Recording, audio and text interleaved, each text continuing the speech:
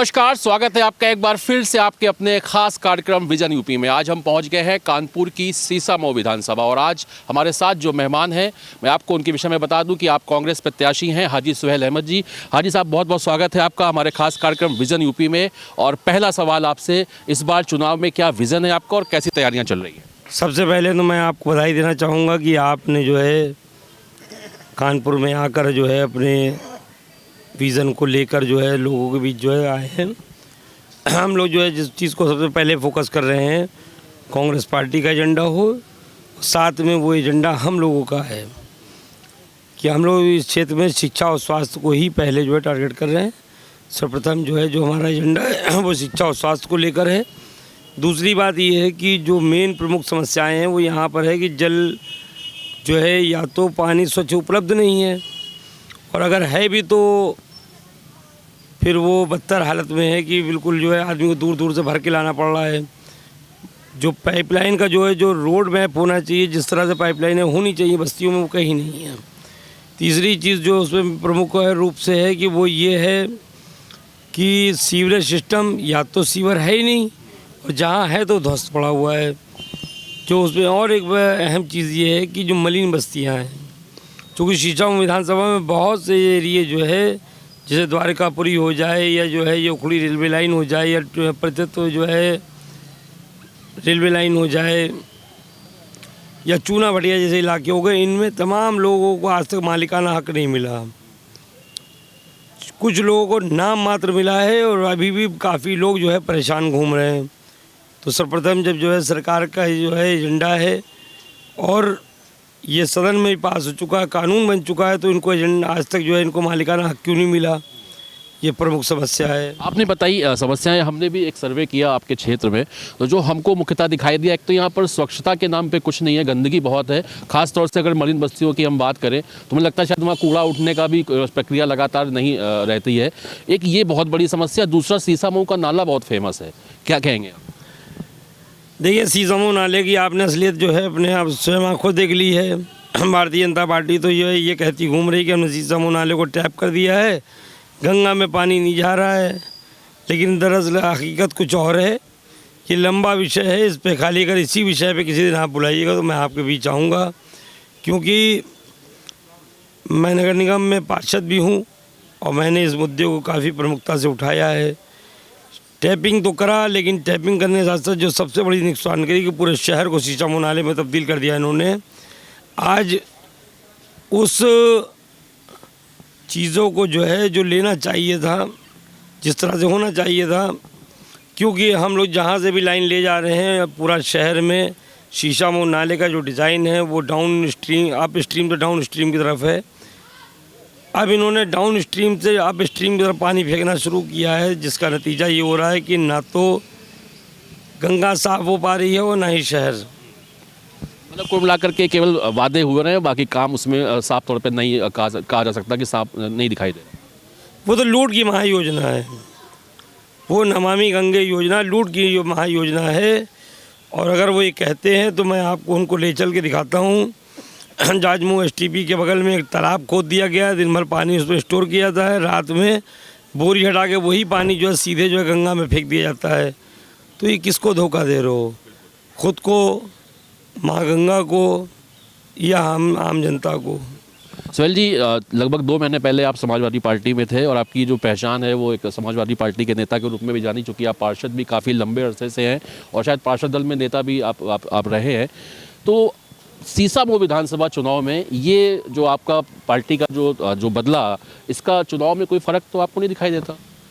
कोई फ़र्क नहीं है, बल्कि जो है मैं तो जो है कांग्रेस पार्टी और माननीय प्रियंका गांधी जी के जो है जो उत्तर प्रदेश की जनता की जो लड़ाई थी, जिस अंदाज में उन्होंने लड़ी, उस लड़ाई को देख के प्रभावित हुआ था। मैं उन्हीं के प्रभाव में जो है मैं कांग्रेस पार्टी में शामिल हो गया और कांग्रेस पार्टी ने मुझ पर विश्वास करके मुझे सीसामऊ विधानसभा का प्रत्याशी घोषित किया है, जिसके लिए मैं बेपनाह जो है आभारी हूँ माननीय प्रियंका गांधी जी का, कांग्रेस पार्टी का और कांग्रेस के प्रत्येक जन का। चलिए, किससे टक्कर आपको लग रही है? आपकी सपा से टक्कर आप देखते हैं या भाजपा से, या फिर आपको लगता है कि जनता का सपोर्ट पूरी तरह से आपके पास है? देखिए, जनता का पूर्ण रूप से समर्थन है और निश्चित तौर पे यहाँ पर जो है हमारी लड़ाई जो है भारतीय जनता पार्टी से है, क्योंकि जितना प्यार और जितना सम्मान हमें जो है मुस्लिम चित्रों मिल रहा है, उतना ही प्यार और सम्मान मेरे हिंदू भाई भी मुझको दे रहे हैं। और मैं आज सुबह से जनसंपर्क कर रहा हूँ, जिन जिन बस्तियों में जाता हूँ, जिन जिन जगहों पर जाता हूँ, मेरे साथ वहाँ के लोग बिल्कुल अपने भाईचारगी के साथ जुड़ के वहीं के लोग जनसंपर्क कराते हैं, वहीं के लोग लेकर मुझको घूमते हैं। जो और जिस तरह उत्साह देखने को मिल रहा है, ख़ासतौर से विशेषकर महिलाओं और लड़कियों में। महिलाओं की बात आपने करी और आपकी नेता प्रियंका गांधी भी कह रही हैं लड़की हूँ लड़ सकती हूँ। यूपी चुनाव में कितना इसका असर देख रहे हैं? और जो कि एक चीज़ देखी जाती है ख़ासतौर से जैसे कानपुर शहर हो गया या इस तरह के जो भी नगर हैं, हमारे यहाँ जो घर के जो सबसे बड़े होते हैं, बुजुर्ग होते हैं या बड़े मतलब कहा जाए कि आदमी तय करता है कि वोट किसको देना है, वो महिलाएं उसी आधार पे वोट डालती हैं। तो इसका कुछ फ़र्क नहीं लगता आपको कि मतलब जहाँ कहा जाएगा महिलाएं तो वहीं वोट डालें?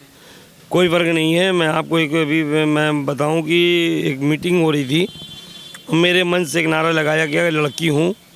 पीछे खड़ी जो लड़कियाँ और थी उन्होंने एकदम से नारा लगाया लड़ सकती हूँ।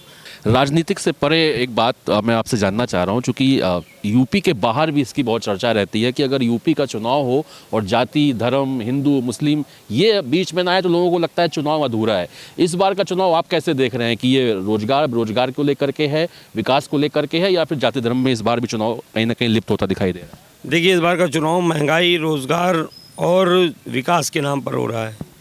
कोई एजेंडा भारतीय जनता पार्टी का चल नहीं रहा है। भारतीय जनता पार्टी हर जगह से खदेड़ी जा रही है और बुरी तरह से लोगों ने नकार दिया है।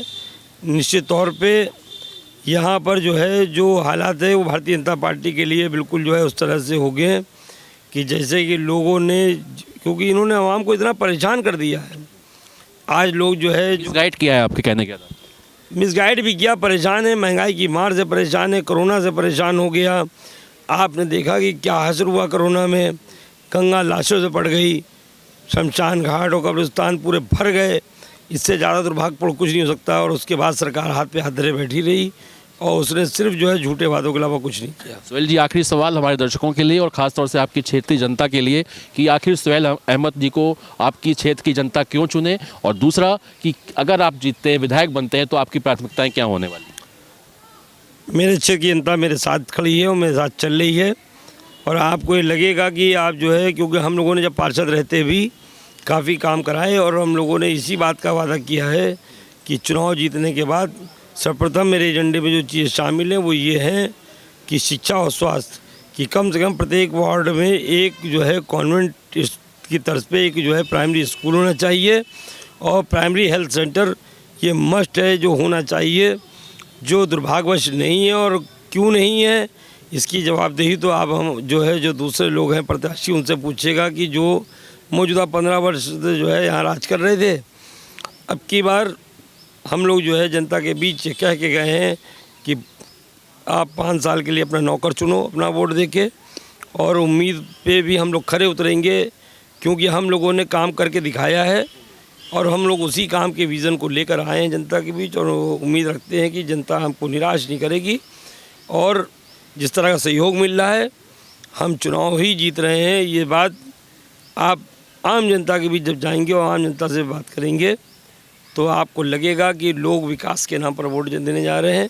शीशामों की तकदीर और तस्वीर बदलने जा रही है और विकास की नए आयाम तय होंगे हमारे चुनाव जीतने के बाद। आपको लगेगा कि बदलाव हुआ है। बहुत बहुत धन्यवाद हमसे बातचीत करने के लिए। तो आप थे सुहेल जी और ढेर सारी शुभकामनाएं आपको कि आप जिस विज़न को लेकर चल रहे हैं आप उसमें आगे बढ़ें।